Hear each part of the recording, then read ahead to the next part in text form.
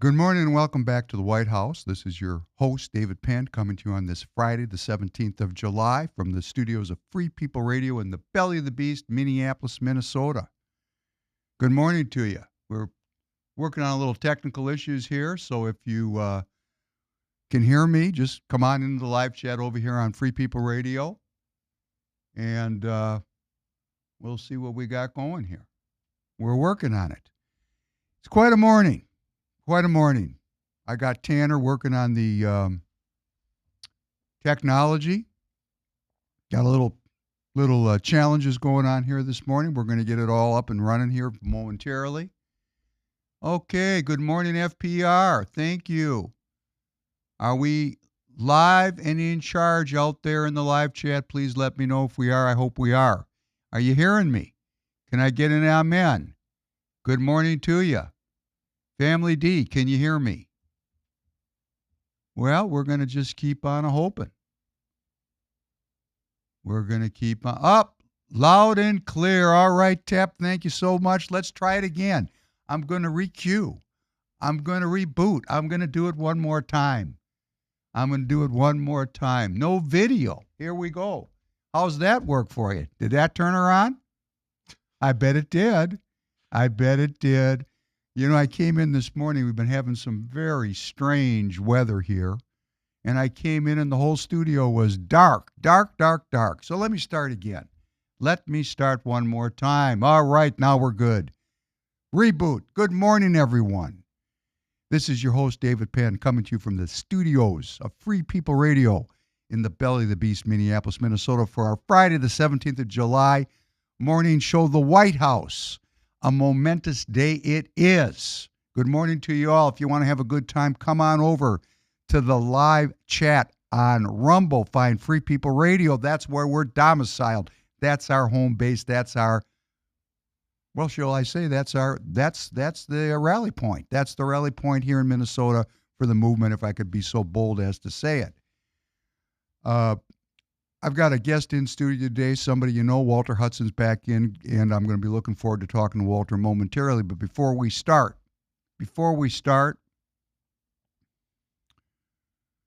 I want to say to you that I'm really disturbed about something. And if you watched the show yesterday, you'll know I was disturbed yesterday also. And that disturbance was relative to the way that the press and certain political pundits, Republican elected officials, had been ripping on Mike Lindell. This is before we get to the meat of the day, which is, of course, President Trump's speech last night, which was worthy of a lot of discussion. But I woke up this morning, and the headline in the Minneapolis Star-Tribune, the paper of record here in Minnesota, Royce likes to call it the Communist Star. The headline is, Lindell had wages garnished, IRS lien on Texas house in 2024. You know, as an entrepreneur, I want to stand up for Mike. This man built a tremendous business. This man is a serial entrepreneur, a serial risk taker. This is the man who pays the taxes, employs the people, stays up at night, sweating in his bed, has to change his sheets, worrying about making payroll. A creator, a brave man who put everything he had on the line to fight for election integrity as he saw fit, and he's an American citizen, and that was his right. He spent face-to-face, he told me, $80 million trying to investigate and bring light to the 2020 election saga. $80 million. He was met with tremendous institutional resistance, debanked, sued. Man, this guy was pissed on and passed over. And still he kept fighting like the ever-ready bunny. He's not a crook, okay? They're trying to make him, they're making his financial challenges into an issue in this election as if he's somehow less of a man because he took a chance and failed. No, we have bankruptcy laws in this country. He never took bankruptcy. He told me that face to face. My pillow's still standing. Do you realize the kind of grit It takes when the whole weight of everything, the whole deep state, the press, every institution of power crashes down on you because you're stepping on things they don't want stepped on, which is going to be a great segue into President Trump's speech last night. No, as an entrepreneur, as someone who has been self-employed since I'm 19, I am insulted.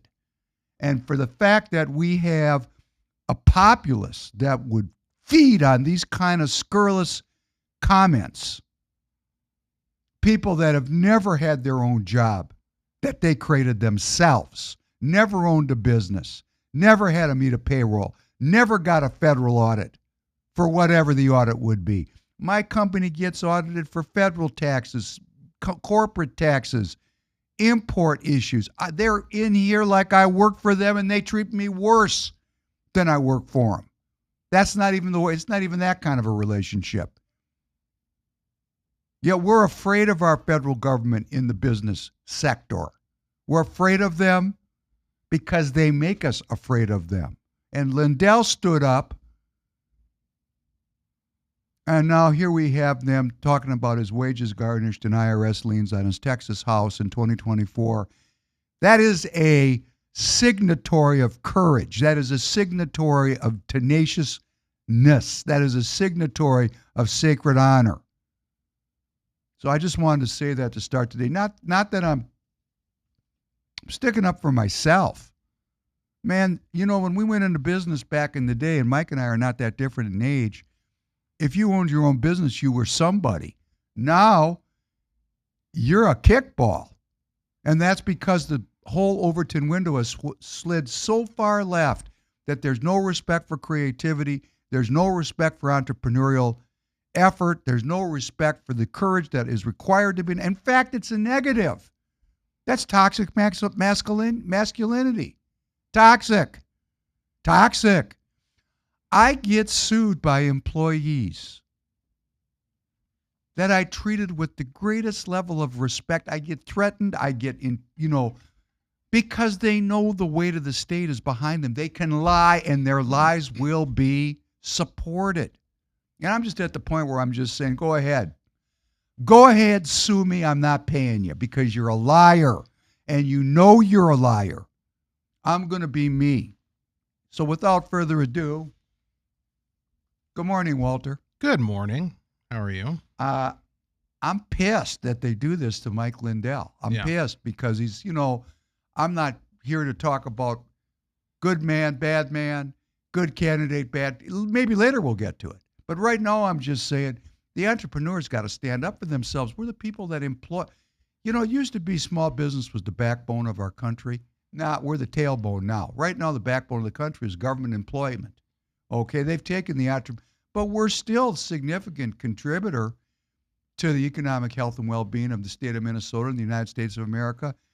And man, we take chances and we fail and we're bad guys. No, that's not nice. That's not nice. Well, I think it goes beyond being not nice. I think you spoke earlier about the status signal of owning a business, of being an entrepreneur. And that is the way it's been. That's one of the things they want to change. Do you really think that this system, the way it's currently structured, wants more entrepreneurs and businessmen and small business? No. That's not good for them. It's not good for the government. It doesn't serve their interests. And certainly doesn't serve the interests of large conglomerates that like to gobble everything up and vertically integrate and take control of it all like old school robber barons. So what you're saying is, which I've said many times on the show, but it's just interesting to come from an elected representative. There's two forces out there.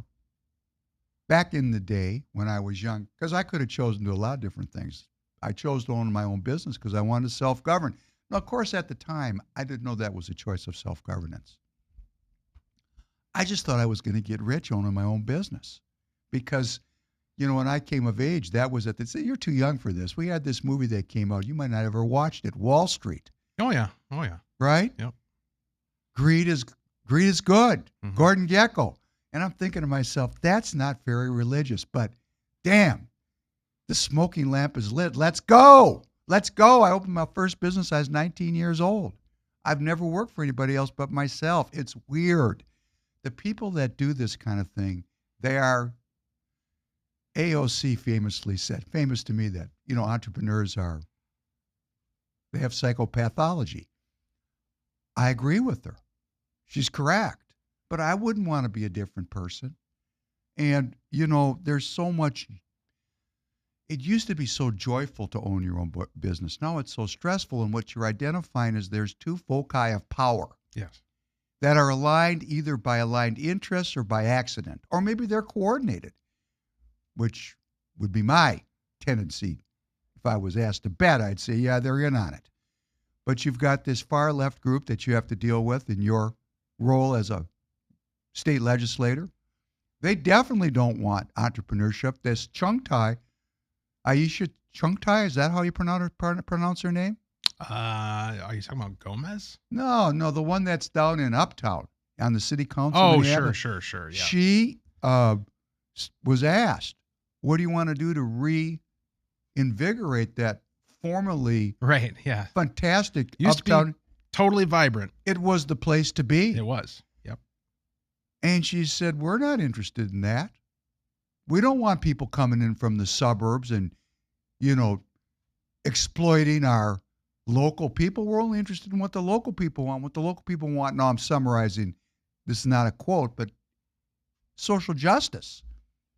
They're not interested. I was at a meeting, this is also hearsay, but from a very good source, that Jacob Fry was pushed by Target to provide police protection so that the Target employees could come back. And he said, that's not our interest. We're interested in social justice down here. Didn't you get the memo? So they're not really interested. So that's at the street level. That's the far left. And then when you go off into the Democrats, so they're not interested in economic development. No. At least not in the way that maybe more center left people were, because they were in on it. And then you got the people that got the big money. The last thing they want, what they pejoratively call a small business, is a downward drag on their profits. Right. We're much more efficient, and we do something else. Some of us. Ready? We're honest. That's a problem. One honest man in a room full of liars makes a lot of people look bad. Anyhow, so you're saying, and you see that yourself in the legislature and how policy is discussed? Well, certainly. The last time we talked about the structure of the institution, like how a bill, the whole Schoolhouse Rock thing of how a bill becomes law. And I kind of filled in some of the blanks that are missing from the old cartoon in terms of how the institution has been purposely developed in order to provide these leverage points of concentrated power. So like the ability of a committee chair to basically decide everything within that jurisdiction of what's going to happen. The ability of leadership, caucus leadership, to determine every bill that's going to come to the floor, the schedule and all of that. What's going to be a priority, what's not. If somebody wants an idea killed, all they have to do is go to one of those people. They don't have to convince 134 state representatives or 68, which is what you would need for a majority, right? They don't need to actually convince the rank and file members or the people that those members represent. They just have to convince this person or this person or that person. And so because the system is structured that way, what it results in is big interests who understand the environment and understand how it functions are able to manipulate things in ways that sneaks past the goalie. Like the goalie would be deliberation. It would be actually talking to constituents, inviting people in, having a real conversation. There's the theatrical presentation of a conversation. That's the committee hearings where we have people in and everybody gets 2 minutes to testify. But that's not a real conversation. That's a theatrical presentation. It's pageantry.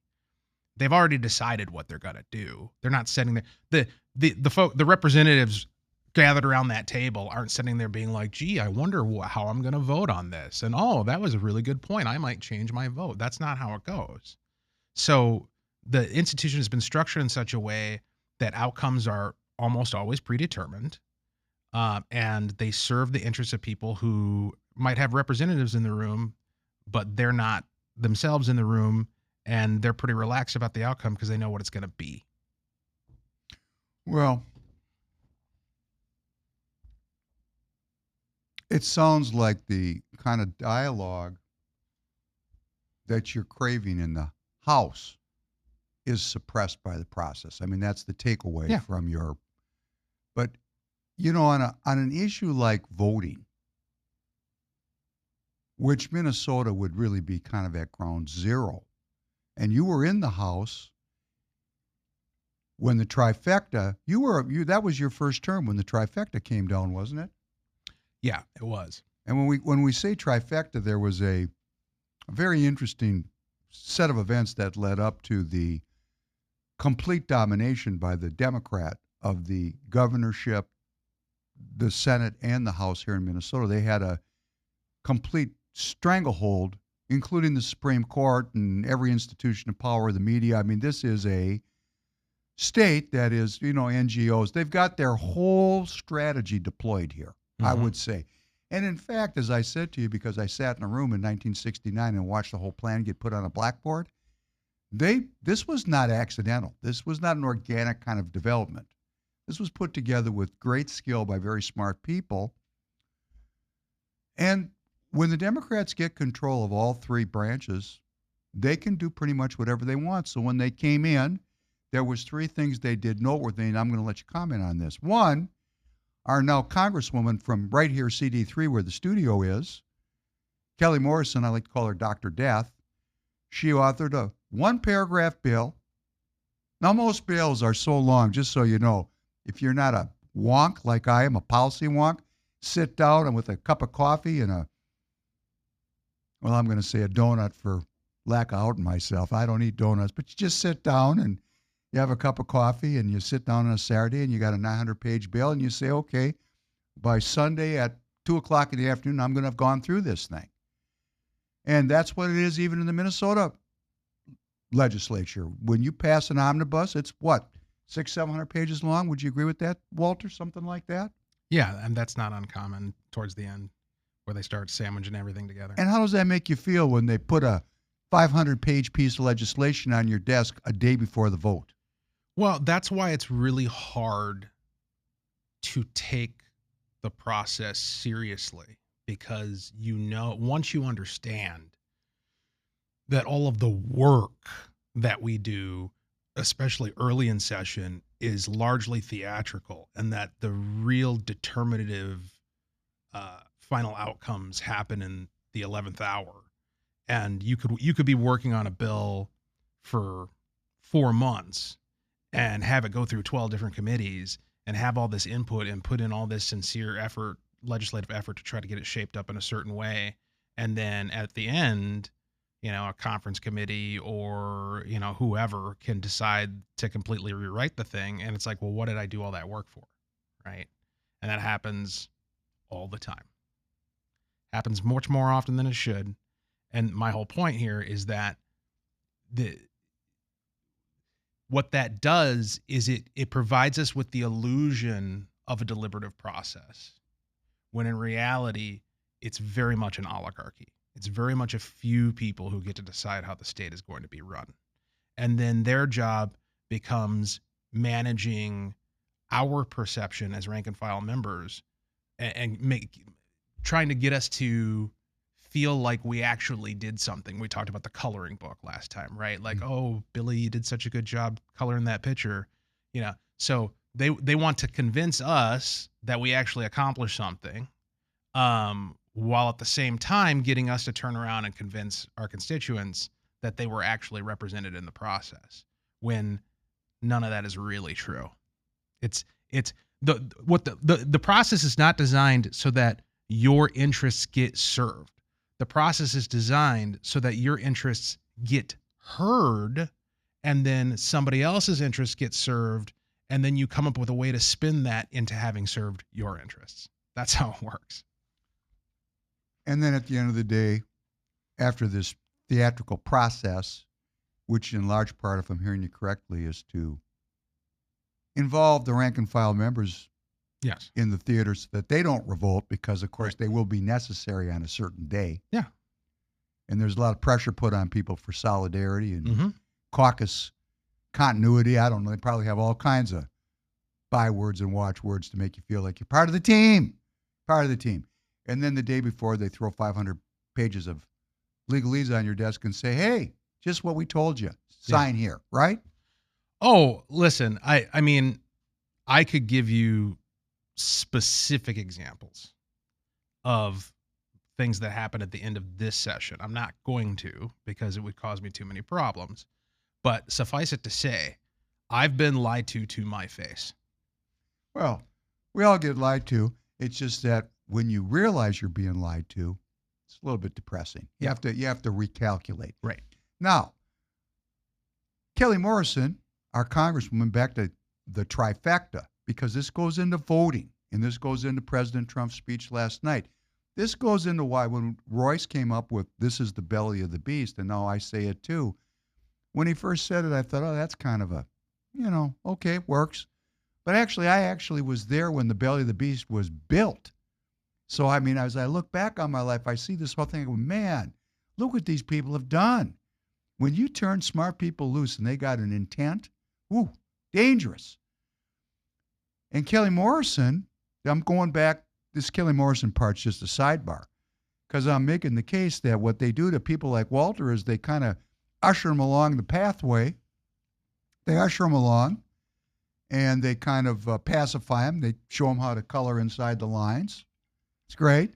When he colors outside the lines, somebody takes him aside and says, hey, dude, come on now, stay in the lines. Then they throw 500 pages on his desk and they say aye. And he does. Because, what's the alternative? Turn the state over to the communists? I mean, this is the argument. But and I even want to take a minute and just say, we didn't have, when they called a trifecta, that means the Democrat had the governor, House, and Senate here in Minnesota. It really didn't have to happen, actually. There was a way to stop that. So the previous 2 years, we had a majority, we had control of the Minnesota Senate, and there was a Senate Majority Leader, Paul Gazelka, an insurance salesman from up in northern Minnesota. In my opinion, not a very sharp tool in the shed. And I think he screwed up things at a cosmic level, which led to the trifecta. There's always a reason why you get in a crack. It doesn't happen by accident, okay? In politics, if it happened for a reason. There's nothing random in politics. It's theater. So they passed the baton over to the Democrat, and I'm heading somewhere, but I just got to get this in. Kelly Morrison shows up. The first thing the Democrat did, because President Trump had returned by making the Supreme Court a little bit more conservative. He had set up the court to return Roe versus Wade. That decision went back to the states. And the first thing Minnesota did is they made abortion a woman's right to choose, woman's health care, however you want to fence it. They made it legal. They passed the bill. Now, was it a 500-page bill? No. Was it 300 pages? No. Was there 75 other issues in that bill? No. It was one paragraph on one issue. So when they want to do it simple, they can. They don't have to put it in 500 pages. It was very simple. It's terrifyingly simple. It was an exclamation point that said, in Minnesota, if you'd like an abortion at birth, step on up to the plate because you're a woman and you have the right to choose. And that's the law that was passed. That was the first law. That's a sidebar to let you know what happens, because we got an ongoing dialogue about strategy and principles and how we're not going to lose control of this country, which also goes into President Trump's speech last night. But they passed two other astounding pieces of legislation. You probably voted no.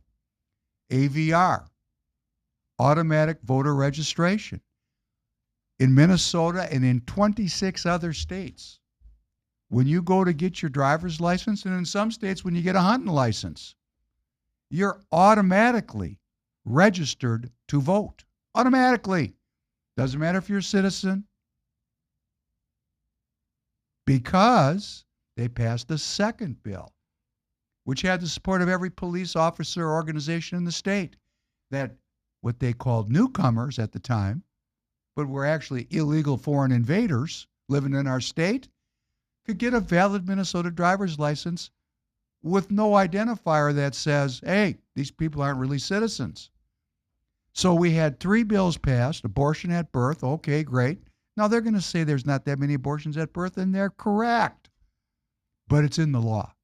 Stunning. Stunning. Very stunning. And then automatic voter registration when you get your driver's license. Bill 2, Bill 3, non-citizens can get valid Minnesota driver's licenses. So right off the bat, and there's 26 states like this, okay, that have automatic voter registration and non-citizens get driver's licenses. So as a naive Minnesota citizen, I'm being told to trust our Democrat Secretary of State's office led by Steve Simon. Trust them. They're all over the top of it. They're all over the top of it. They're going to vet out these automatic registrations, and they're going to make sure that the non-citizens don't go on the voter rolls. Right? Right. Did I get this pretty well? Is there more color to this?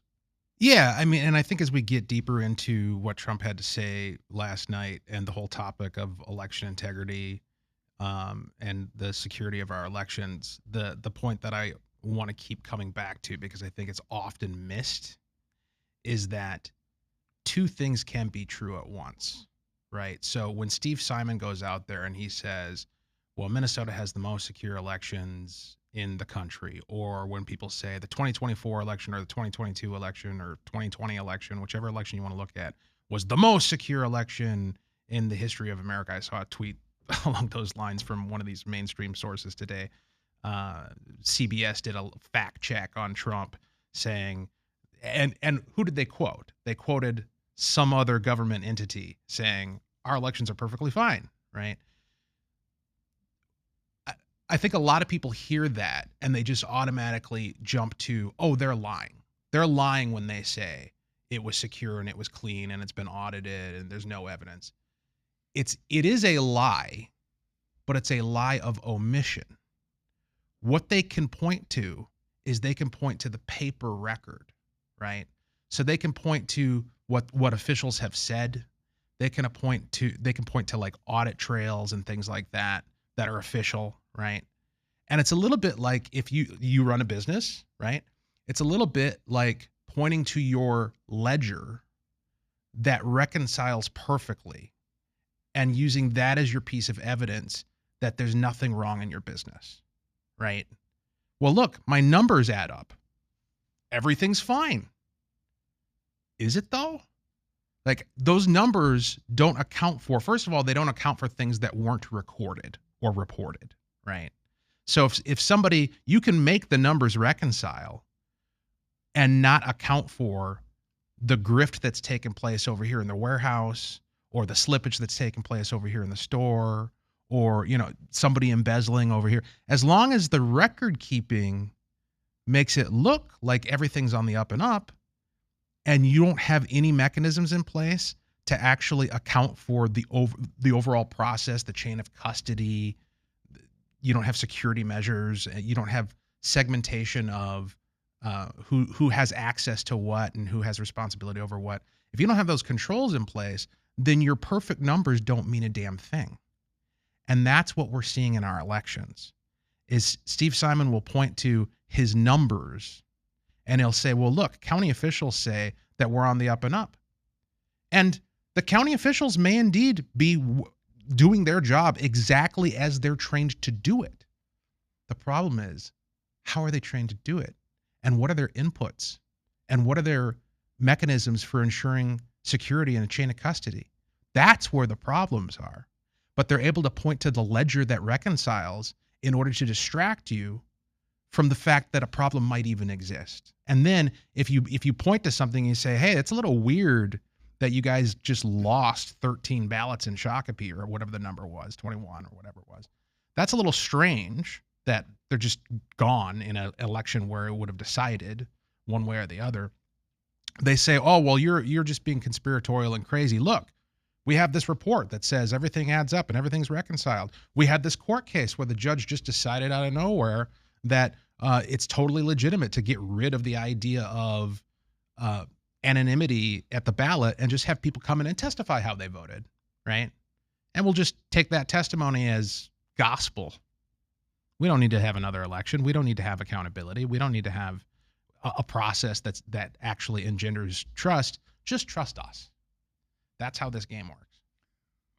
Well, this is an interesting thing for boomers. Let me just tell you, as a boomer, the only reason I'm in politics is the 2020 election. I just looked at it. I mean, I'm a math person, and I just looked at the math of what was happening down in Georgia, and it was just so bizarre that I just flipped out, and it just drove me into politics. But it took me a long time to get to a point where I could even question, because, we live by these stories and these judgments. That's why Christ said, judge not lest you be judged. Free and fair elections for my generation is so baked into our self-image. And you really only see how important things are, like your health. Not to diverge too far, but, we're using some metaphors like the ledger. Like in a business, your ledger can add up perfectly, particularly if your CFO is robbing from you. That's exactly right. Right? That's exactly right. And it's happened to me. No, really, seriously, it's happened to me. If I told you the size of the numbers involved, people would freak out. I can't. But I had a CFO who's now dead. He's dead. And I'll tell you when he died. I sued him after I realized what he was doing to me. I was in a mediation with him. The mediator came over and said, take what he's offering. I go, why? That didn't cover it. He goes, he's going to die. I go, Your Honor, how can you make a comment like that? He goes, trust me, I've been doing this a long time. Well, see, I have not listened to legal professionals in the past, and it has cost me big money. And this guy robbed me. Or some robbing went on when he was supposed to be counting the money went out the back door. I don't even want to make the allegation he was robbed. I don't know who robbed me. Still to this day. But it was his job because he was the Count de Monet, just like these local officials. And they're supposed to keep track of the count. Your ledger example is perfect. The ledger was great. All of a sudden, where's the cash? Right. Can't find it. I sued him. After I fired him, of course. And I collected some money. And you know what? I listened, and I'm not making the allegation he robbed me. I'm making the sure statement that, when he was sitting in a chair counting the money, a lot of it's like 20 billion or whatever the number is at the state of Minnesota. Those kind of numbers don't disappear without people at least having some responsibility. They're supposed to watch that. Right. That's their friggin' job. Right. Right? He signed the agreement for the people out there that want to take me on and they know they're not righteous. He signed the agreement and he died that same day. Wow. Right. That was one court case. I had another court case. Another guy screwed me. He died too during the case. You got to be careful when you mess with the righteous. You just do. I mean, this is a bold statement I'm making on air. And I'm not saying that the next person that sues me is going to die. And I certainly don't want to insult the Lord. But bad people, when they run into good people, it's hard for people to sort it out. That's why I went off on the Mike Lindell thing. I mean, Mike Lindell is being painted as being some kind of scofflaw, some kind of low-rent loser that can't pay his bills. And an IRS tax lien could be a badge of honor, okay? Let me just get this straight out there. We sit around in this audience, we talk about the deep state, and the communists, and the Iranians and the Muslims. And then when we live our regular lives and read the newspaper, we stay in the same frame like things are normal. There's no normal. I'm going to submit to you that a tax lien and a garnishment might be the greatest credentializer of Mike Lindell you're ever going to see. Do you know that the founding fathers of this country, the people that we revere, the people that signed the Declaration of Independence, if you were a loyalist, the crown put a price on all their heads. They were all supposed to be found and hung. Right. So we're venerating, for example, Thomas Jefferson. We're venerating him. From the other side of the football, he was what did they call him? Traitor. He was a traitor Right. to the crown. Right. Traitor. Right. Like in Judaism, I'm a heretic. I'm an apostate because I have an experience with Jesus Christ in my life. Those people hate me because I don't think like that. Sometimes we got to get out of the box. So here's the box we're in here in Minnesota and in 26 other states. Don't use, I'm talking to my audience like I love you now, okay? We can't go forward using yesterday's rules in tomorrow's game. They don't apply. We're in a moment of no rules. And so if you're going to evaluate a candidate like Mike Lindell and say, geez, he's got a tax lien, he must not be a good guy, boy, you're really missing the point of what they're doing. They're smearing him. They're smearing him. And he was in that situation because he gave everything he had for us. Doesn't mean he was right or wrong. Doesn't mean that his quest was right or wrong. But he went holy grailing for the United States of America. Hey, any of you all on the Holy Grail trap right now? Anybody over here in this chat that has completely laid your life down and picked up your cross for the United States of America? Like the man I'm sitting across from. He's got to carry a weapon.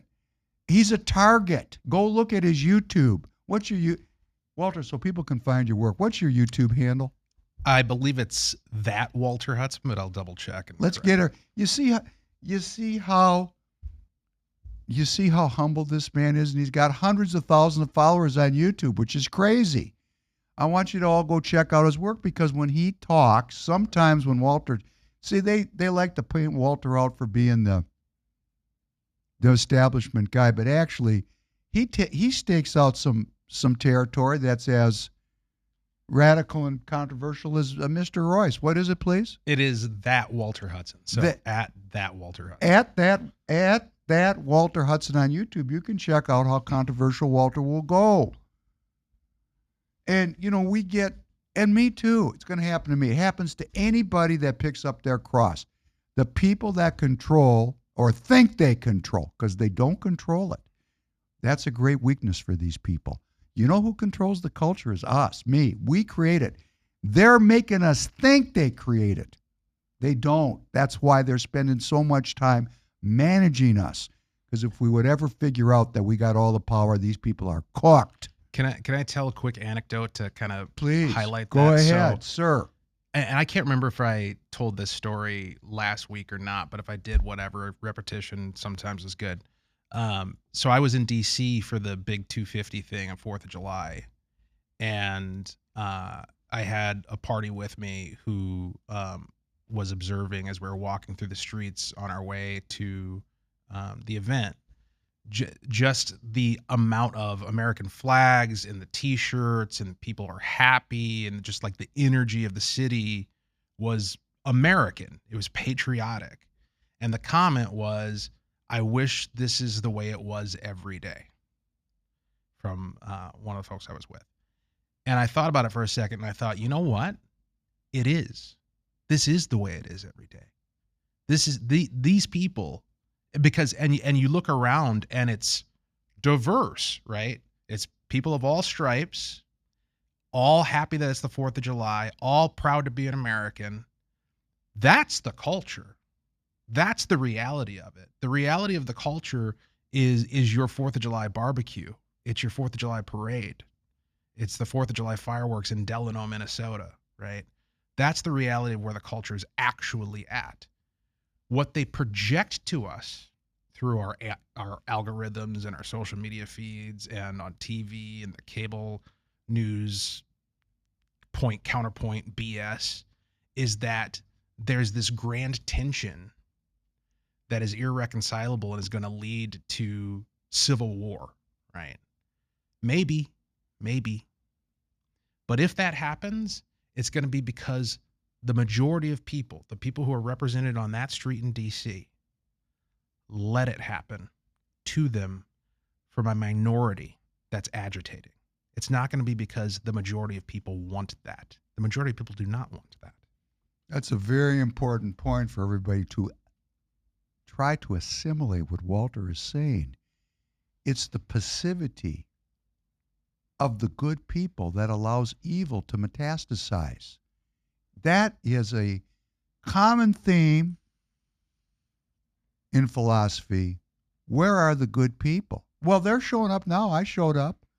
Walter showed up. You're all showing up. We're a community. Here's some things you can do to help grow this movement. We're a political action uh, community. I mean, I like to be entertaining, and if you catch me on the right day, I hope I'm funny.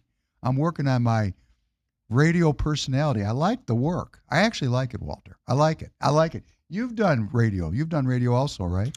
It's my favorite thing to do. I love talking about important things, about things that matter. You know, we have that in common. In fact, we did a thing over on the Patriot together when we didn't have this level of understanding of each other. We had a great time. It was great. It was about 20 below zero, and we rolled in to this little radio station here, and Walter and I really hadn't spent a lot of time together, and we were taking call-ins, and it was a blast. We had a great time. We had a blast. What Walter didn't know is he called me at the last minute, and we had a family event. And when I rolled in, I was 3 sheets to the wind. I hope I didn't make an ass of myself. Anyhow, I had no idea. you see how important that is? Anyhow, back to the hunt here about what can you do as a community. There's some things you can do, and wherever you're listening, if you're listening on the War Room platforms, special shout out and thank you to Steve and to Grace and Maureen. Royce will be back next week. Royce wants to be U.S. Senator. He's out doing U.S. Senate things, and he's letting me carry the ball for a few weeks, and I hope I'm doing a good job of it. I'm sure having a good time. But there's things you can do to help Free People Radio and the White House show. You can repost the links to this show in your own socials right now. You're watching someplace, probably watching on your phone. Please repost the links wherever you are and bring people to the show. That's very helpful. You can go to freepeopleradio.com. That's our interactive website, and you can take a look around in there. There's a place to donate, donor box. Please join locals, $5 a month, support the content, $20 a month. Get after me. I'll send you a free T-shirt. And there's a great new free T-shirt up at the Free People Radio store, freepeopleradio.com. Go to the store. If you get digitized, you're going to get monetized. We've got a whole thing we're working on here, the Digital Freedom Alliance. We're going to roll this out more and more because, there's the politics of fear and then there's the politics of solving problems. I'm not about the politics of fear. I'm going to leave that for professional assholes. I'm a citizen. I want to solve problems. So we have an entire legislative, legalistic, educational, political effort that we're going to roll out here at the White House and at Free People Radio that I am passionately attached to because I think the most important issue in our country today is my digital sovereignty. So you get that T-shirt and let's start spreading that word. I'd like you to go over to the Free People store. If you get digitized, you'll be monetized. It's badass. Tanner came up with it. A lot of you like Tanner. That's Tanner. We're going to give Tanner props for coming up with that thing. It's ready to go. Go over there and buy those T-shirts. Buy 20 of them and hand them out. Because people really don't understand this. Okay, the issue with this digital industrial revolution 4.0 economy that's being rolled out right before our eyes.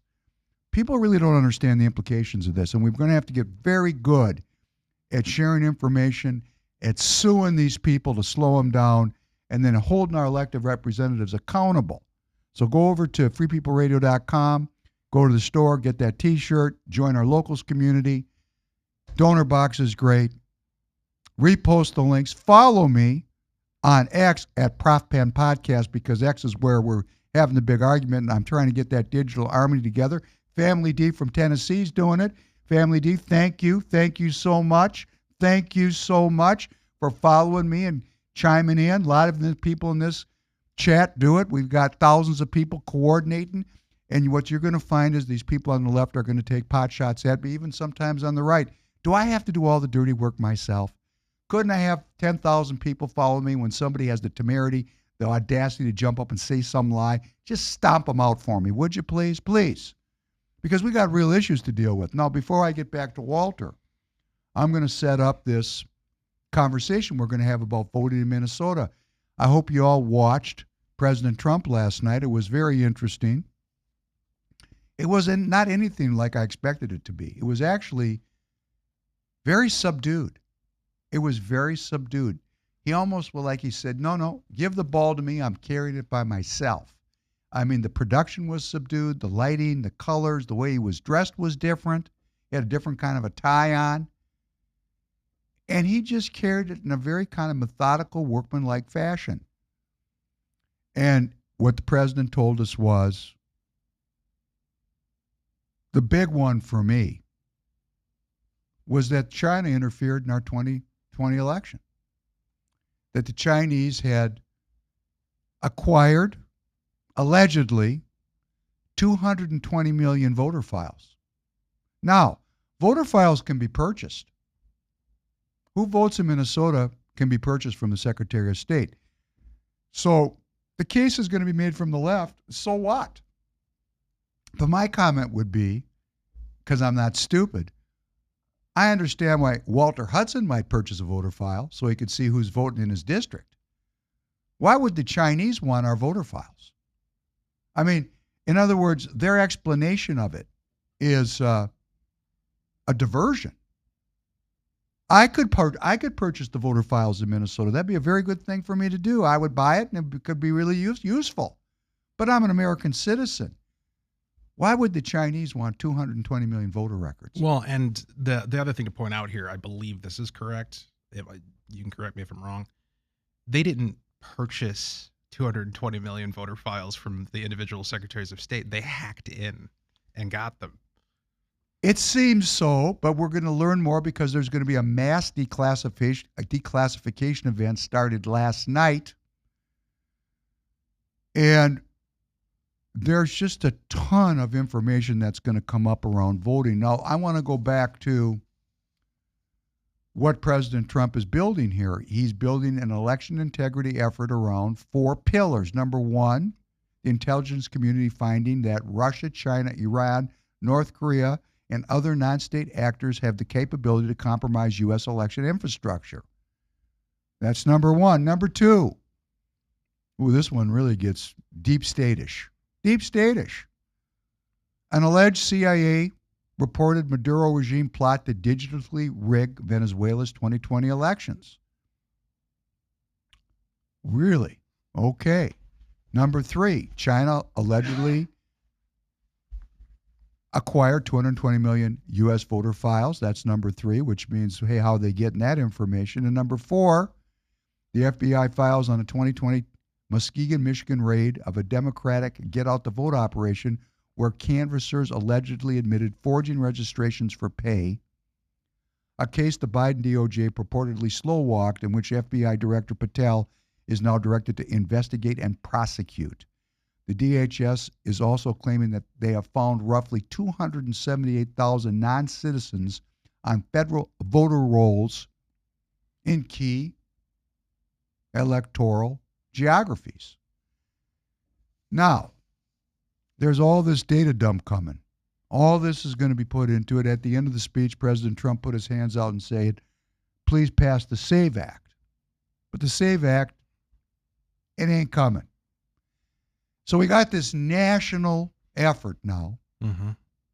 The Overton window has certainly been moved. I would like to hear from you, if you'd be so kind to share, because your colleagues in the Minnesota legislature, although they are elected and they get into semi-celebrity status with that election, they're pretty close to just regular grundoons, right? Regular people. Most of them, right? More so than perhaps we would like to admit, and more so than a lot of people are willing to accept. Yeah, they're normal people, which, by the way, I mean, that's the thing. And it's true in Congress, too, right? Like, I went and testified before the House Oversight Committee about the fraud here in Minnesota. Oh, you all want to go see this. Walter got into it with a very leftist congressman. It was fantastic. You got to go find it. When Walter wants to get down, he's right up there with the best of them. Go ahead, Walter. Well, and that's why I was able to do it, right? Like, people commented of, you seemed so relaxed and you seemed like you weren't intimidated at all. And, you took on Ayanna Pressley and you took on this other clown in Florida or whatever.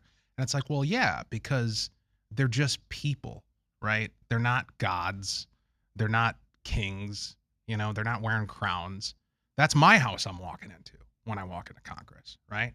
They're my employees. They're my servants. And so that's how I engage them. It respectfully, as long as I was shown respect. But you start clowning around, you're clowning around with the wrong guy. I'm not going to put up with that.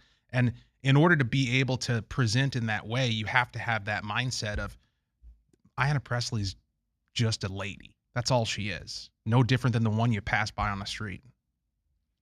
Well, wait a second. She's a little different. She has alopecia and she's shaved bald. She's quite a visual, and she's a beautiful woman. That Bald. that was So that was one line that I had in my pocket that I never got to use.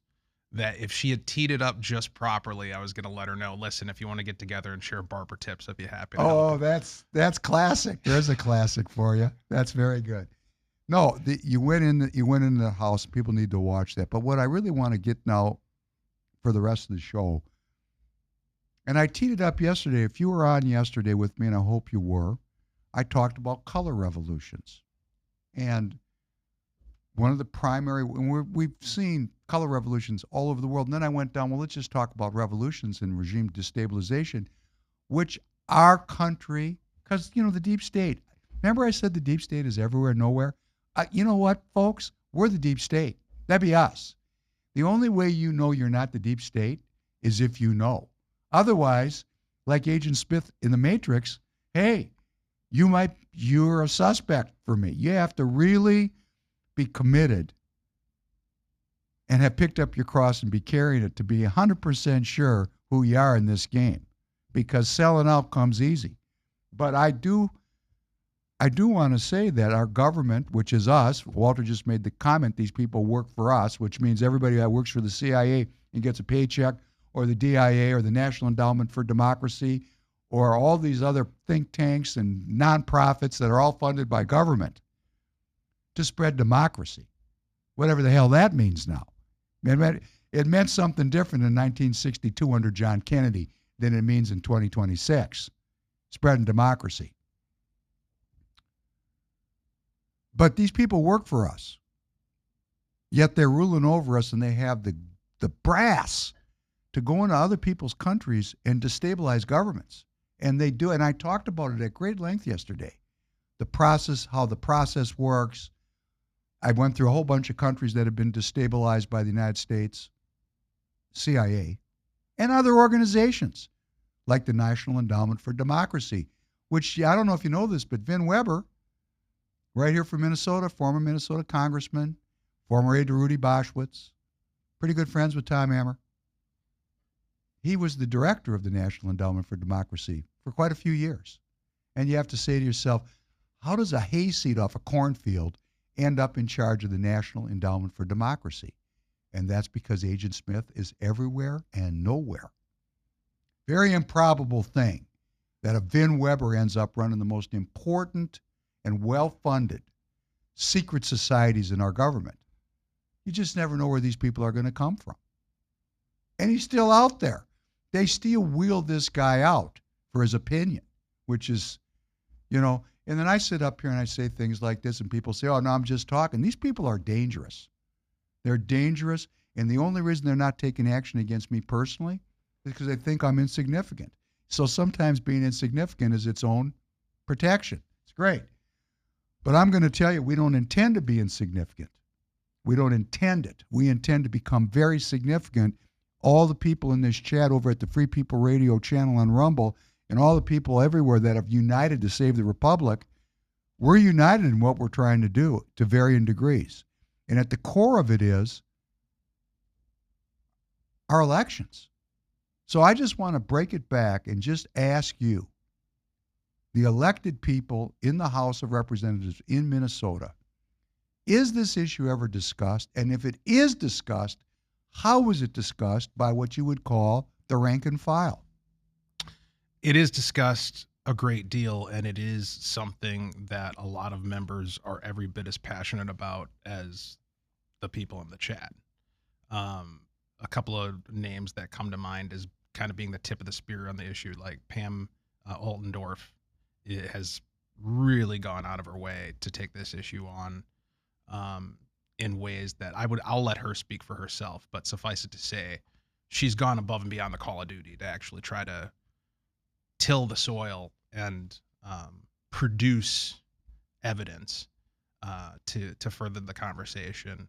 Folks like Dwayne Qualm, Ben Davis, Mike Weiner, have all taken a strong interest in the issue. They're not the only ones, but probably some of the most vocal.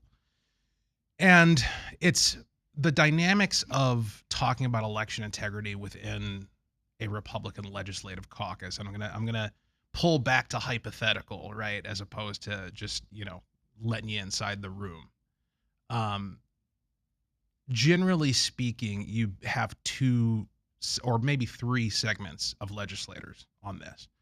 One are the people who are totally scared to talk about it at all because they're looking at it strictly through the prism of polling and narrative.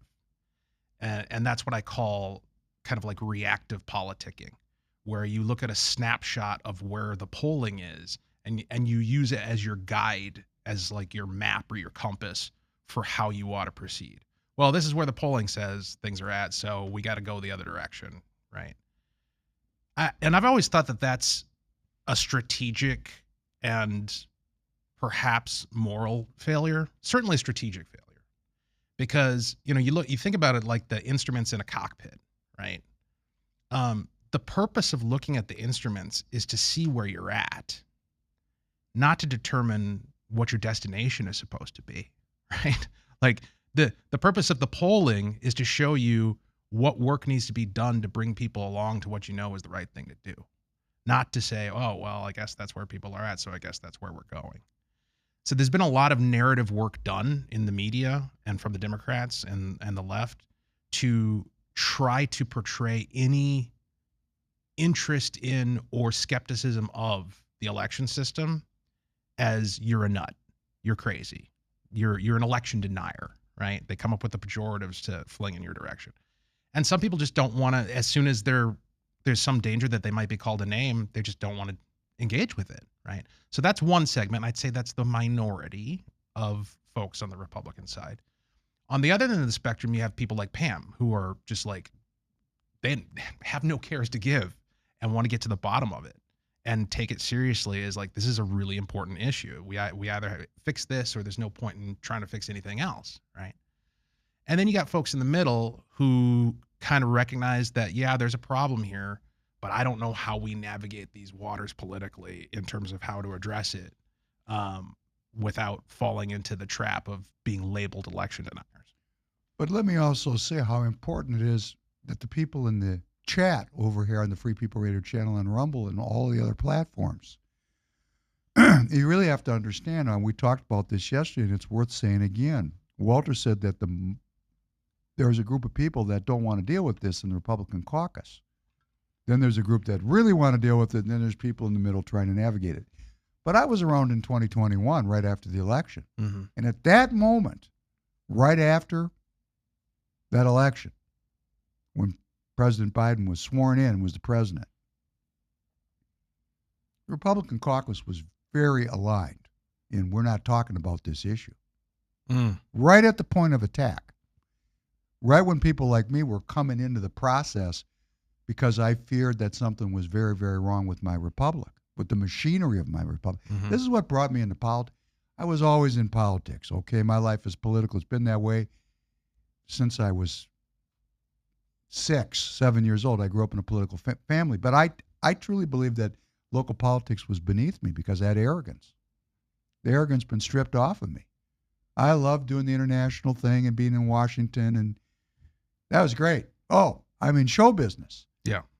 Then I realized that politics was local, and I entered the local scene because I felt I had to do something that was not psychological venting or feeding my megalomaniacal personality. No, I actually had to do something in my neighborhood because I know how it goes down. I know what I was just not doing the deal. Mm-hmm. I mean, if the people are out there in the audience and they want to actually do the deal, it's in the local. That's what we can affect as citizens. But in 2021, when I started, I was directly told, for example, by Randy Sutter, to never discuss election integrity issues, ever. I was directly told by Alex Plakish to never discuss election integrity issues, who's now the chair of our party, who just presided over Clickergate. So, there seems to be a theme here, and here's the theme I want to say. Here's the theme. And I don't know, but I've been told. I don't know. I wasn't in the room, but I've been told that Stalin, that would be the former dictator of the Soviet Union, under whose reign some 40 million people died, allegedly. I didn't bury him. I don't know. That's another thing. That's the grounds, the limits of what we really know. That's why I'm very careful about what I say, what I can't prove. I'm pretty sure you're in the studio with me. That's about how far I can go these days because of this digital technology. But Stalin is reputed to say, laughingly, it's not who votes that matters. It's who counts the votes that matters. Right. He's a leftist. He's a man of the left. Mm-hmm. Now, we demonize the Soviet Union. We demonize communism. But I'll tell you, I've been to China over 100 times. Hey, we're a hell of a lot more communist over here than they are over there if you want to get down to the marker, and that's how you get taxed. The Chinese have got a far more capitalist thing going on for their citizens than we got over here in the United States of America. So over here, we've had a communist movement working in this country for almost 125 years. We had a big wave of it in the 20s and 30s. Out in the streets, the communists were out in the streets. There was a populist uprising. There was an assassination of populist leaders. The Kingfish, if you want to go look it up. We had a communist vice president, Harry Wallace under FDR. He was a communist. FDR, they used to call him a class traitor. They've put in the process here in the United States of America for over 100 years, a process which has been moving the Overton window to the left, and it's only been the last 10 years that people are trying to pull it back to the right. Mm-hmm. So the very same people with the very same ideology are now in control of the state of Minnesota as Stalin. People are going to say, no, that's true. If you take a look at their, forget about the language, the crimes, the story. Just look at the philosophy itself, a materialist philosophy of where there is no God, there's a government that rules over the people, and the government knows best for the people. That's what we got going in Minnesota. And if Stalin said, as a communist, as a leftist, as a socialist, as a progressive, whatever the hell you want to call him, that's not who votes that matters, it's who counts the votes that matters. And then you extrapolate that to who's running government here in Minnesota. Well, that's a question mark. I'm not saying it's dispositive evidence, but I'm saying, whoa, they're reading Stalin too. Maybe they might believe so much in their ideology. I know certainly my mother and father did. That doing the right thing to keep the white Christo nationalists away from the reins of power because they're fascists and they're going to restrict the rights of women for abortion. Oh, I think my mom could get out on a limb with that one. I think. She could at least say, I trust the Secretary of State. All you got to do is trust. And when your trust is violated, as Walter just said he was lied to, if there's lying going on, what's the limit of the lying? We don't know. So that's a question mark. Question mark. Because the left's in control. Then they come in and they pass automatic voter registration and driver's licenses for all. And you put those three things together. And then you take a look at all the other issues like election judges and absentee ballots and ballot harvesting. And you go, wow, this system, if you're actually close to the system in Minnesota, if you're close to the system, you could say, wait a second. I could see where there could be some fraud going on here. Do you agree with that statement? Well, yes. But again, what I'll point to is that their plausible deniability, again, is in the form of that metaphorical ledger, right? So they've managed to create a system, an election system, that completely decouples the accounting for ballots from the chain of custody of how those ballots materialize in the first place, where they go, who has them, and what happens to them while they have them, right? And let me just throw in a couple just little sidewinders, a little sidewinder. We had a very famous senatorial election here. It was Norm Coleman and Al Franken. It was a very close election. And I don't remember clearly, I didn't research this before, but as I remember it, right at the end of the deal, they found a bunch of ballots in somebody's trunk. Right. Do you remember the particulars on that you could share? I don't remember the particulars. It was a long time ago. That was when I was just starting to get involved. But yes, it's that sort of thing. The question should be, I mean, again, think about this in terms of, any other business context. If your chain of custody cannot be verified and it's not secure at any point along the chain, then you can't tell me that your accounting for everything at the end is capable of detecting an issue, right? And that's the thing, they keep pointing back to, well, everything adds up in the numbers. Everything adds up. And the county workers certified all this stuff, right? And you guys are throwing the county workers under the bus. You're making election workers look bad. Nobody wants to be an election worker because you guys are talking like they're all a bunch of frauds and cheats. No, we're not saying that the county election officials necessarily are frauds and cheats. We're saying that they are being delivered unsecure goods, right? Like it's not the warehouse workers' fault if along the way the truck was hijacked and half the shipment was taken off, and then it gets the warehouse worker is going to say, well, this truck has 20 boxes on it. It was supposed to have 42. But if nobody tells him that, if there's no accounting for the fact, if they didn't count the boxes at the point of shipment and there's no record of that, then how is he going to know that there's a problem? That's the type of thing that's going on in the election system, is that on the end, everything is tight and needy, right? But it's the process along the way, the chain of custody of ballots, and also the loosey-goosiness of registrations, and at the polling places, the complete decoupling of ballot counting from verification of eligibility. This just brings up for me this chain of events here in Minnesota. The belly of the beast. We're in the belly of the beast. I mean, Walter knows it. We were talking about it after the last time he was in. How organized the left is and how their whole money machine works here in Minnesota. And if you're on the right, you're on your own. I mean, really, truly. Now, there's nobody. You think George Soros is mailing in $1 million to Free People Radio? No, we're existing because of you folks. I mean, all the Republicans here at the state level, we're all fending for ourselves.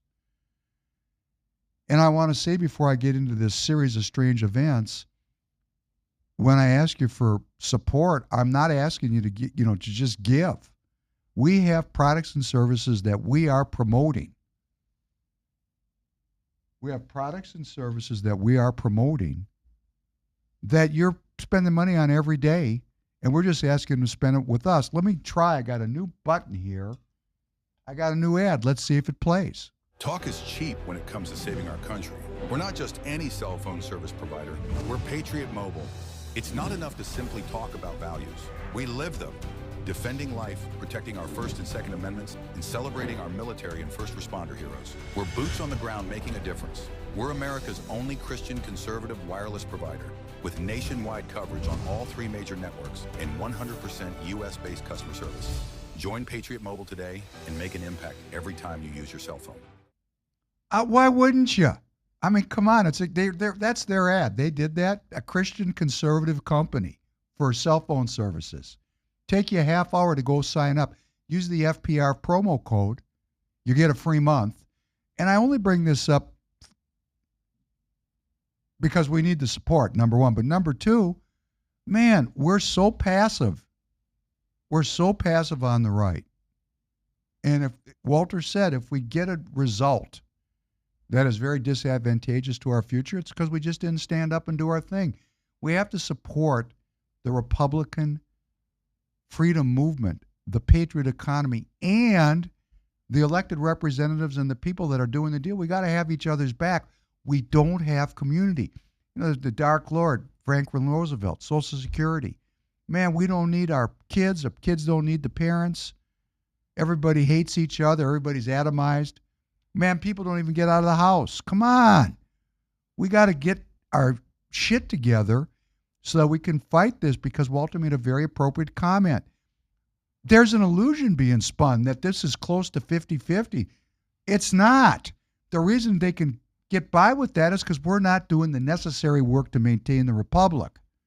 And here in Minnesota, which is the belly of the beast, where Mark Elias of voter integrity fame on MSNBC every day, MS Now, he cut his teeth here in Minnesota. He cut his teeth here in Minnesota. I was just referenced. This is just recent memory. I just want to think about our elections. Recent memory. We had a Democrat turned Republican. Get your mind wrapped around that one. I've known Norm Coleman since he was the mayor of St. Paul. He was a Democrat. My mother didn't like him because he was a kind of Democrat that could become a Republican. My mother was out there with the Democrat socialists. She never liked Norm. I always liked him. I talked to everybody. I liked Norm. I just had dinner with him 2 years ago. I mean, he's cool. I don't dislike him. I don't agree with him politically, but he's a great raconteur. He's got great stories. I like him. I like him as a person. Politics sucks. But he became a Republican, and what he did was he went off to Washington after being a Democrat in St. Paul, which when you're a Democrat in St. Paul, you're on the left or you don't get elected. He changed horses midstream, went to Washington, and he said, wow, I'm going to get behind George W., and I'm going to carry his water in the Senate. He became one of the primary provocateurs for funding the Iraq war effort. And the left said, nah, this guy's going down. He's in Minnesota. We can get him. And they got him with a trunk full of ballots that showed up at the 11th hour on a hung election.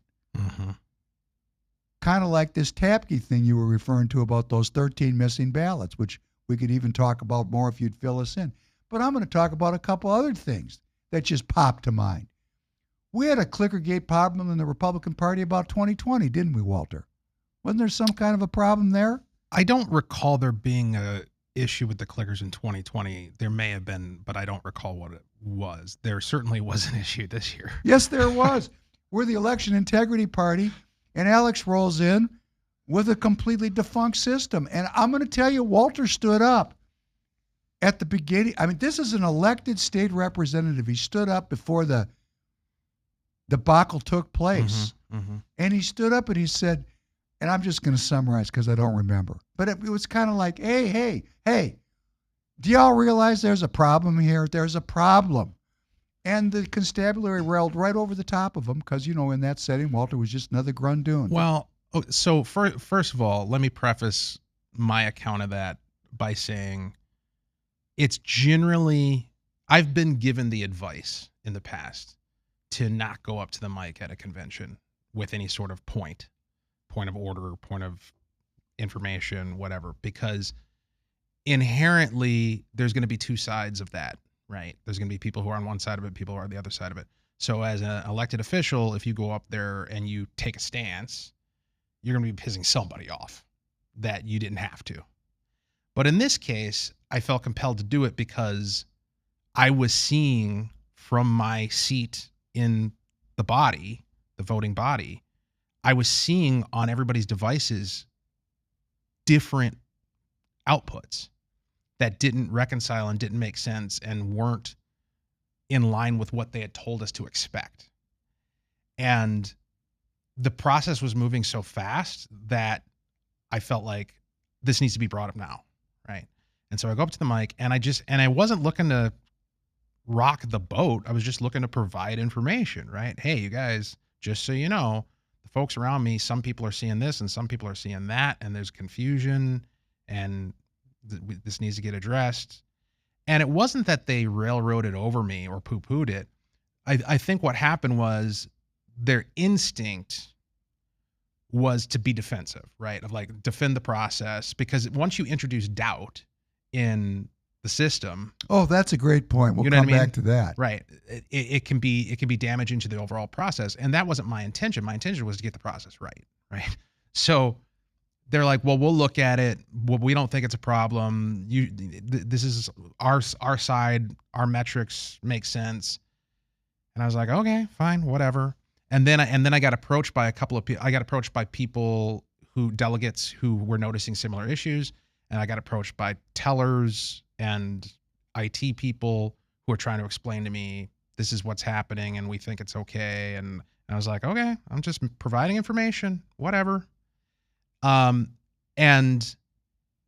it just became this like awkward thing where I think people always assume that there's some agenda behind raising a point.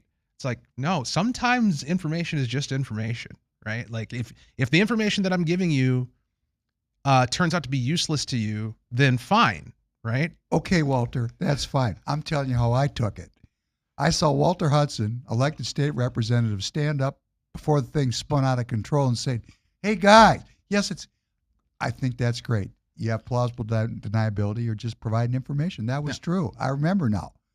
But actually, for you to stand up and provide that, it was you providing that information. I thought, wow, Walter's standing up and saying, boys, girls, this isn't working. And they just went right on. And I'm going to ask you, in hindsight, yeah, it was a little unfortunate the way it turned out. You'll agree with me. Was that a reasonable? Oh, beyond unfortunate. I mean, that was, and I don't mean to place the blame on any one person or group of people. Oh, I do, but go ahead. Okay. But the fact of the matter is that I've been doing this since 2010. I've been to every Republican Party of Minnesota State convention since 2010. I have never seen a convention so poorly run in my life. It was ridiculous.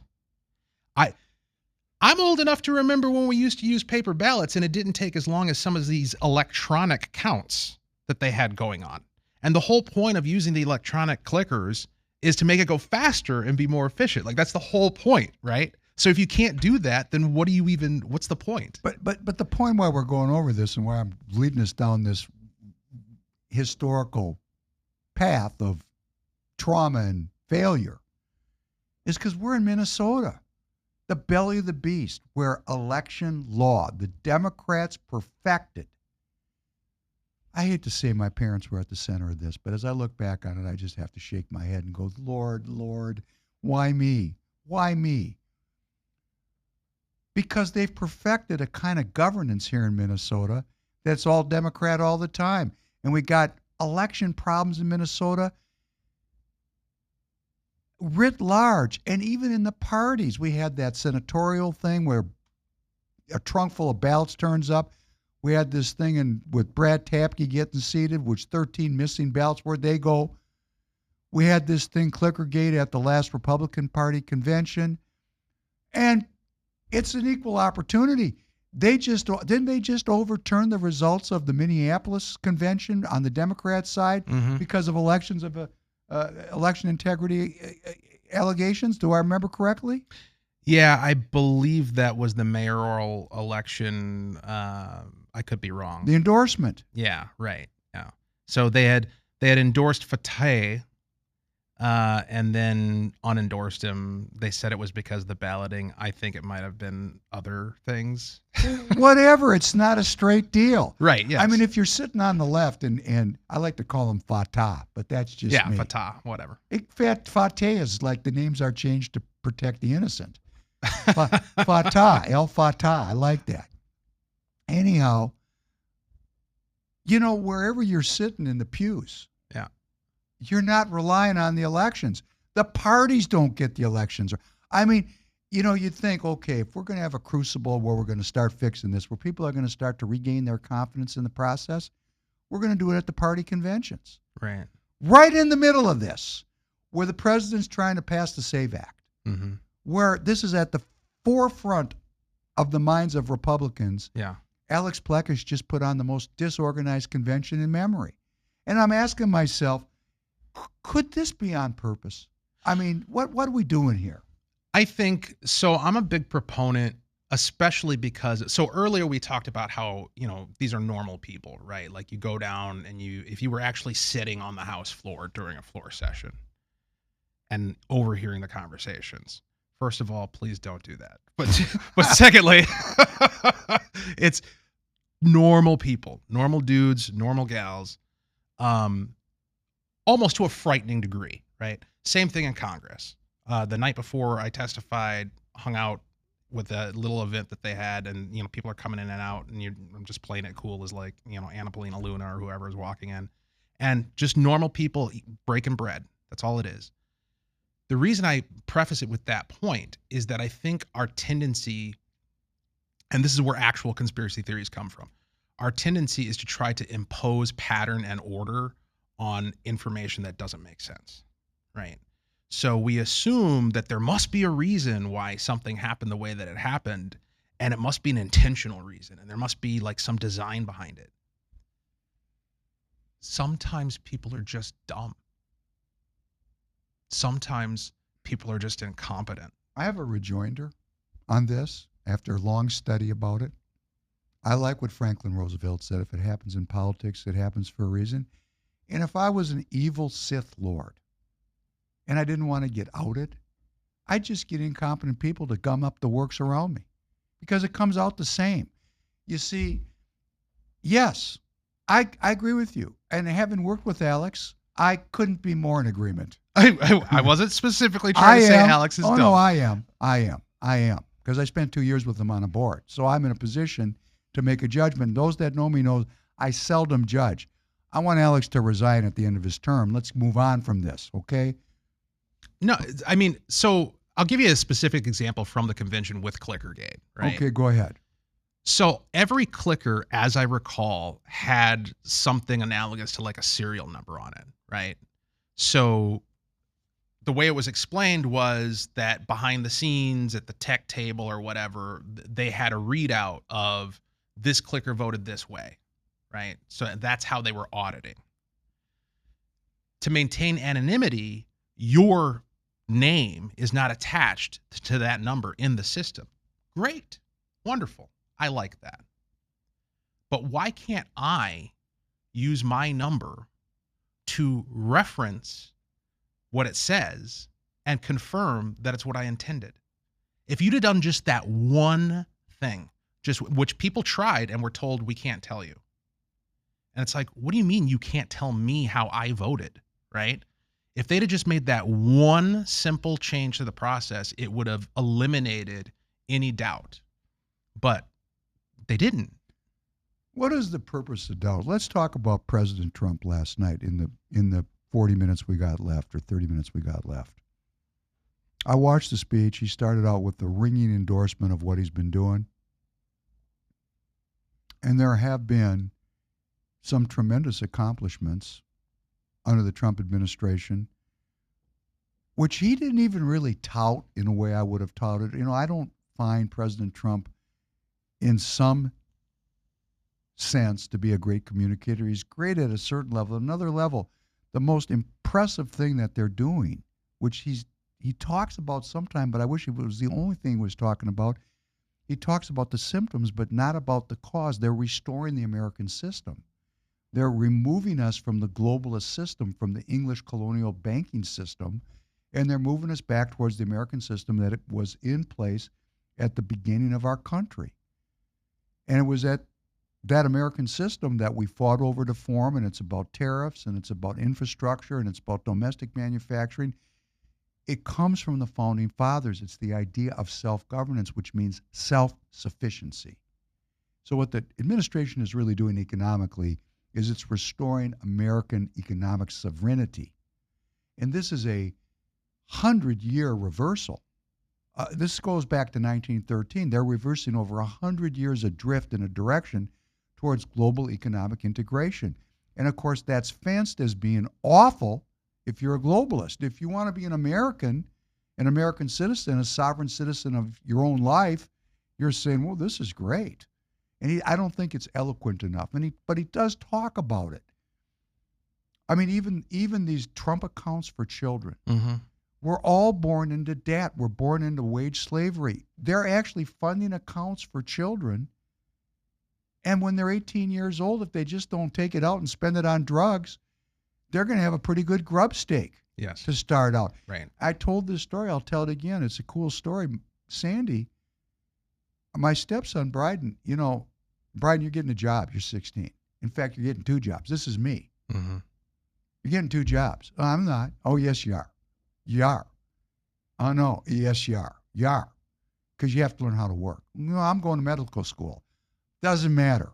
That's right. Sometimes plans don't work out. You need to work, okay? I started working when I was 9. Well, not only that, but if you're going to go to medical school, then there are certain remedial skills that you're going to need to have in order to be effective at medical school, and you'll learn some of those by doing dirty work, right? You have to be able to take adversity. Yes. Okay, so he got a job at 2 local restaurants. He was bridling against it. Bryden was bridling against these jobs.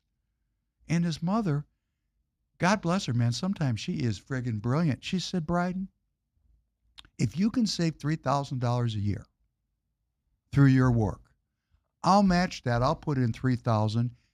And if you let that compound from your age to when you're 60, it'll be $3 million when you're 60 years old. This is what I tell my kids. And you know what? He can't wait to get to work. I'm going to be a millionaire. It's unbelievable. Oh, yeah. I had this exact conversation because I had zero financial mentorship as a kid. Didn't get it in public school. I wonder why that is. Like, supposedly now they do some financial education. Yeah, let's not scare ourselves. We should research that. Yeah, okay. But I got zero. Not from my parents. My parents were a terrible example of how to deal with money, and there was nothing in public school, nothing else. So, having learned a thing or two over the course of nearly half a century at this point, when I talk to my boys, I talk to them about that. I'm like, listen, the second you start making money, you got to sock away 15% and put it in something that grows. And if you do that consistently, you could work at Taco Bell. Like, it doesn't even matter what you do. As long as you're making money and you're socking some away and you don't touch it, you will be a millionaire by the time you get, if you do it early and you're consistent, that's all you got to do. And I got to tell you, this goes back to the Mike Lindell before we get to the election thing. The man gave everything. He's busted out at the end. They're making fun of him. I hate that. I really do. Because it happens to entrepreneurs. It could happen to me. It could happen to any entrepreneur because you got all the chips up on the bar every day. What we're talking about here with Bright is not talking about putting the chips up on the bar. That's right. That's what President Trump is doing. This is the American system. Be part of the system, not a system of handouts, not a system of dependency, not a system of depravity. But if you just put a little bit away and participate in the system's going to have integrity. We're not going to have a debt-based system. We're going to have an equity-based system. Right. And he touted that at the beginning of the speech, and I thought that was great. And then he went into this long explication of where he's coming from about our voting system. And now we're down to the, as Tanner likes to put into the chat, where the rubber hits the road. What are we doing here? Because, the fundamental, and I know this now because it's about the Overton window, and this, you'll relate to this. I said it previously, but I'll say it again. In 21, when this was a fresh wound, the Republican Party establishment of this state would not touch the issue. Wouldn't touch it. And anybody that wanted to touch it like me, we were sanctioned. It's one of the reasons I went awry with the constabulary that runs the party. Because I said to him, come on, this is the issue that matters. What are we talking about? And we got Pete Stauber, who's our congressman from the Duluth area where the Brian Russell lives, and he's like demanding the SAVE Act, demanding it. That's not because of him. Back in 21, he was nowhere to be found. It's because of this audience. See, this is the key thing that we're missing. I'm almost at this point where I just say these elections are just theater. It's really where the people are at. The people still prevail. It's just not the way we want it to. The way I want the people to prevail is we have a snapshot in time called an election, and we get a straight-up event, and we know where the people are at today. And then that changes over 2 years. We're really arguing over not the election. The election's like taking your temperature. We're really arguing over the Overton window. What is our culture going to be? And we actually, in the Republican Party, moved the party culture from free and fair elections to, man, this thing's porous as hell. Look what President Trump is doing. He's saying our election integrity is not integral. It is hackable. Here's the evidence. Where did the Chinese get 220 million voter records? How did this happen? How did that happen? They're having a huge declassification event that started last night. Now, are American citizens going to go to whitehouse.gov and read it for themselves? Not most of them. Guess who's going to be there over the weekend? That would be your intrepid host this morning, David Penn, because they're going to post up the information. And see, when they do that, if it's not good information, they're going to depend on you not to read it, and then they can make it into anything they want to. And so can the other side. I watched Morning Joe this morning. Election disinformation, they're undermining democracy. So here we are. We have two tremendous fronts, like a low pressure area and a high pressure area coming together. This has been brewing since 2021. Mm-hmm. There's been nothing done. See, this is where I get very conspiratorial. I'm not saying that warning, I'm not saying I believe this. I'm saying I like to look as an entrepreneur on all possibilities, even the worst case scenarios. Mm-hmm. 85% of the public, left and right, want to have voter ID. Right. Why don't we have voter ID, Walter? We know. No, I don't know. Tell me why. Because the status quo doesn't want it, right? I mean, it doesn't help them. How doesn't it help them? What are they getting out of this chaos and growing hatred in our society? Ever since, this goes back to 2000, right? So as you may recall, there was the Bush-Gore thing. Another right? problem. Yeah. So there was the Bush-Gore thing, and that was in Florida, and it was resolved by the Supreme Court, and it went against the Democrats. When that happened, they went apoplectic. And when the left goes apoplectic, they don't just vent, they don't just rage, they organize. And so Soros and the gang got together and decided, you know what? You know what nobody really seems to care about very much, but turns out is really, really important? Secretaries of State. Let's start something that we call the Secretaries of State Project. And we're going to take all of these offices over. They did something very similar with the county prosecutors. So like Mary Moriarty is a product of this. What we'll do is we got all these problematic prosecutors who are actually want to prosecute. No. We need to replace them with people who explicitly campaign on, I'm not going to charge anybody with anything, right? That's Mary Moriarty. And they did a similar thing with Secretaries of State. And it was all part of this plan to, as you had said, the quote about it's not who casts the ballot, it's who counts the ballots. Yeah, well, those are the people who count the ballots, right? So we're going to get them in there, and then we're going to start putting little thumbs on the scale. And we're going to do it under the guise of access. We want to increase voter turnout. We want more people involved in the process. Which harkens back to the Reconstruction period after the Civil War and poll taxes and Jim Crow, yeah. Which around Free People Radio, we like to talk about how different identities get used to expand the scope of government. This is a black people thing. And, I can't think of anything more insulting as an observer than a black person can't come up with an ID. Yeah. I mean, this is just the racism inherent in that comment. Mm-hmm. I mean, if you're really anti-racism, that's not a comment you'd ever make. Because what you're saying is people are not capable. So it's awful. But they use it in terms of it's security and access. Mm-hmm. So we've sacrificed it. Our voter integrity has been sacrificed for access to right the wrongs of slavery, right? Which that was well accepted here in Minnesota, even by the progressive Republicans.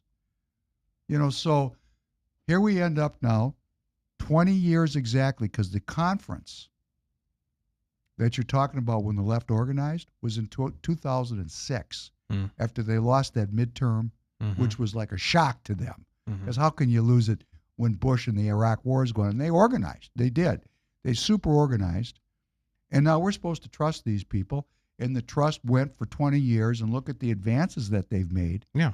And, of course, President Trump is now pushing back on that and trying to move the Overton window back towards election integrity or security. Mm-hmm. But what we really have at another level, this is my opinion.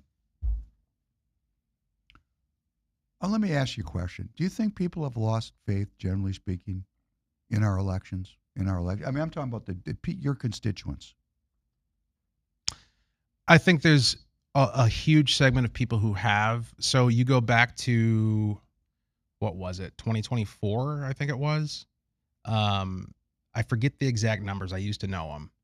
But we're talking thousands, statewide probably tens of thousands, of known conservative Republican voters who did not vote. Now, why? Why didn't they? Were they busy that day? Were they not able to find a time during the early voting period to request a mail-in ballot or go down to their polling place and cast? No. I know because I hear from them. Well, there's no point. What's the point? It's all rigged, right? And that's the danger in this conversation. The danger in talking about election integrity and election issues is when people get to the point where they're so cynical about it that they check out. Now you've definitely lost the game, right? Like you forfeit a game you don't show up to, right? So I think that's part of the reason, like the people who are reluctant to talk about it, that's one of their stated justifications is why, is that if we talk about this, then it's going to sow doubt in the process and it's going to dampen the motivation for people to come out and vote. In fact, I guarantee once this is out, I mean, it's live, right? I'm going to get feedback. Why are you on there with Penn talking about elections? We're trying to win. People aren't going to want to show up if they think that the system doesn't work. Well, what you need to do is you need to decouple. You need to compartmentalize legitimate concern over how the process functions from your participation. From your participation. Because if you don't participate, then you're definitely going to lose. Also, if the game is rigged, you're going to have to work a lot harder to win. But we've proven that we can. You know, we had the tie this last term in the House here in Minnesota. Trump won the popular vote despite all of the issues all across the country. We can overcome whatever corrupt gap there is, but we have to turn up in order to do that. And that's actually how the Trump campaign won this past time, is they looked at low propensity voters and they said, please help us out because he's working for you. Come do this one thing for us. We'll get him in there. And they did. Billy put in the chat that not many of our state legislatures have the fortitude to unrig it. You know what? They don't have the fortitude because the citizens don't have their back. I'm not of the let's blame the elected people, because that's scapegoating elected people. If we want to make about the kind of change we need, what we're trying to do here in Minnesota is organize a movement, and you need to do it in your state too. Family D from Tennessee, if I can be an inspiration to you, that's great. Or whatever state you're listening, because I know people are listening from all over the country, all over the world. There's a populist movement going on in the world, and the case is going to be made from the left that President Trump, and they're not, it's not going to be made, they're making it, that President Trump is bringing this issue into center stage right now because he intends to delegitimize the outcome of the midterm elections. Mm-hmm. And in the history of the world, autocrats and dictators often get control and stay in control by taking control of the election machinery. But who took control of the election machinery? We were just talking about the Secretary of State project from 2006. That's right. So when I say we have two storm fronts coming together,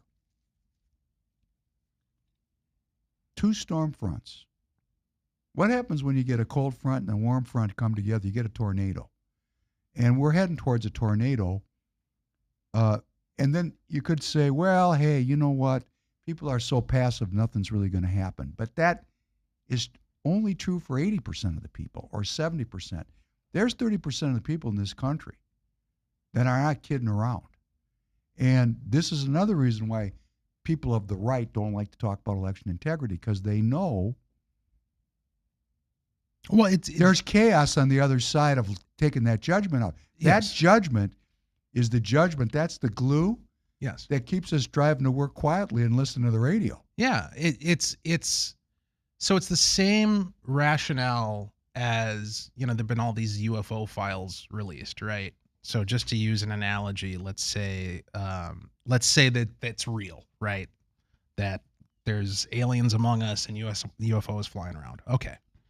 Well, if that's true, then the reason it hasn't been disclosed is this whole premise of the public can't handle it, right? Like if people knew the truth, then people's faith would be disrupted. It would cause disruptions to social order. So instead of disclosing, we're going to deny. That same idea applies to this issue when it comes to election integrity, because like I said, people they recognize two things that are true, 100% true. There's a danger here in reducing enthusiasm to participate to the point where people stop doing it. And we want people to participate on our side, right? And so if we're constantly undermining credibility in the process, then people are going to come to the conclusion, and I even see some of the comments in the chat, people are going to come to the conclusion, well, there's no point, right? The other danger is, which is even higher, that if we get to a point where there's a certain critical mass of the population that legitimately believes that elections are totally rigged and there's no point to it whatsoever, now what you've done is you've removed the pressure valve that enables people to endure things not going their way. Because the narrative of how the system is supposed to work that keeps us peaceful is we have peaceful transitions of power and the people have spoken. And if you don't like the way things turned out this way, then get involved in the process and you can change it the next time. So it creates this anticipation for a pressure release of like, if things swing too far in one direction, well, we can always swing the other way. If that stops being true, and if people come to believe that it's no longer true, then their incentive to remain peaceful is going to evaporate. Yeah, that is the like the alien metaphor. Yeah. I mean, if there's aliens, what are we doing here? Well, if we're not having free and fair elections, who's running the show? Right. Well, that's where we're heading now, kids, because what President Trump is painting, the picture he's painting for us, where the Overton window is going is, we ain't running the show. We've been run like dogs. Mm-hmm. That's going to be the motif that's going to start to, well, it's already emerged. It's when we get to the thousandth monkey that figures it out that, wait a second, we're not really living in a representative republic. Mm-hmm. We're living in some kind of a theater. And we don't really, that could get people kind of pissed off. Some people. I mean, we're always, and it goes back to the, Revolutionary War. Mm-hmm. You had 30% loyalists, maybe 30% patriots, and the folks in the middle, maybe it was 20-20. It's just like today, a lot of people just want to turn their flat screens on and smoke a joint and wait for tomorrow. Right. The action is on the peripheries. This audience, please repost the links. Please support Free People Radio. We're a movement. We're going to get out there and do some stuff together. That's why we're doing this work. We're going to do it in the streets. And I've come to the conclusion long ago, and I had a hard time admitting it out of fear. But I come to this conclusion a long time ago. Things are not as they seem. Things are not as they seem. That's why I go through this catalog of election integrity faux pas here in Minnesota, which are numerous, this being the belly of the beast. And you might not know this, but Amy Klobuchar, who's going to run for governor, vaunted senator, presidential timber in the in the Democrat Party, no doubt about it. Like when she puts her name on a bill, it's like beautifying Lake Superior. They keep her clean for the future, except because they thought she was going to run for president very recently. She sponsored the federalizing of the election bill. There was a bill, it didn't pass because of Joe Manchin and Kristen Sinema, but they had a federalizing election process, a bill. And I was reading the bill, about 1,000 pages long. I got through about 70 pages of it, and I said, man, I don't got to read any more of this, because it was Minnesota's election law, word for word. So they cut their teeth here in Minnesota to create the structure. Yep. Then they used Amy Klobuchar to make that a federal law. And so when I say to this audience, whatever state you're in. Because, you might be in Utah and say, Penn, you're talking about Minnesota too much. No, we got to beat them right here. This is the incubator. I'm sitting across from a guy that's actually got a seat of power. He's got an idea. He's got a play. We're actually moving inland. And I'm going to have you back, Walter, because there's we really didn't get into this election thing kind of to cut the way I wanted it to, because this is really inflammatory. I want to just say this. We got 5 minutes. President Trump is setting up a play here. And the play he's setting up is, we're not running the show. He's trying to put we the people back into the power position. Mm-hmm. Give us a seat at the table.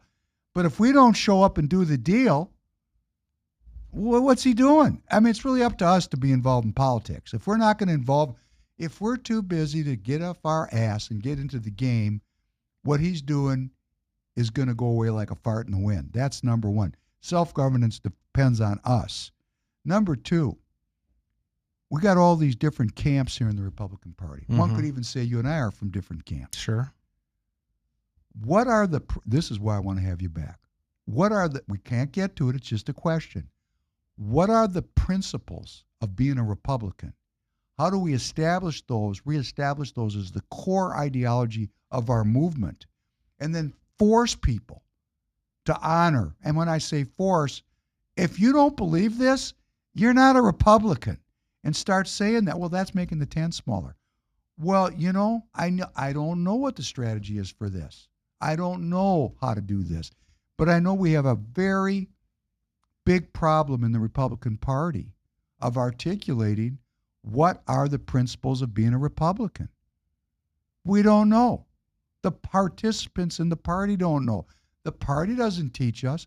That's why I said, President Trump, could you please just have a speech for 2 hours on the history of the American system and what you're trying to do so people understand it? Maybe he thinks it's too complicated. I don't know why he doesn't break it down, but we're sure going to break it down here, because what President Trump is doing is intergalactic in its change. And he's saying, I'm going to restore citizen sovereignty, citizen self-governance, citizen self-sufficiency within the context of a digital technocracy. I mean, we got a lot of pieces to work through.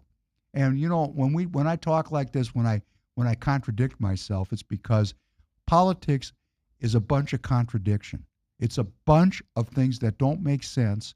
And as long as we're all fighting with each other, we're getting robbed. The bottom line of it is, while we can't solve any problems, while we can't talk together, while we can't figure out a strategy to work together, we're just getting robbed. That's it. And you're sitting with a close-up seat and watching the robbing. Mm-hmm. Right? Literal front row. Literal front row. Literal front row. So we're going to keep having Walter back, and Walter's going to bring other elected officials with him. Royce is going to be back soon. This is a place where we're going to come and work out ideas and then take them to the streets. And you know who's going to take them to the streets? The people in this audience is going to take them to the streets. And you're going to convince your friends and family. I'm not asking you to believe everything I believe, but you're going to get a chance to think about the issues watching this show. Repost the links. Go to the store. Buy this T-shirt. Digitization is monetization. Spread that idea, because it's your ass. TireGet.com. You need tires today? Come on over. Patriot Mobile, great.